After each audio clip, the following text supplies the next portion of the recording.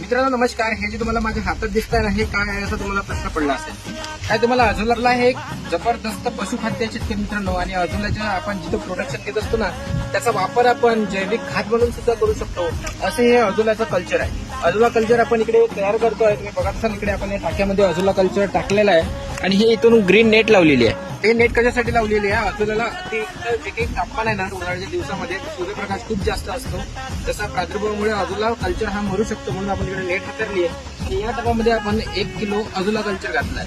आता 6 ते 7 दिवसानंतर हे काय होईल, हे पूर्ण मल्टिप्लाय होईल आणि हे कल्चर आपण आपल्या जनावराला म्हणा किंवा आपल्या शेतीमध्ये याचा वापर करू शकतो. जनावरांना जर देत असाल ना, तर आपण 1 किलो ते 500 ग्राम पर्यंत आपण पशुखाद्य म्हणून दिलं पाहिजे.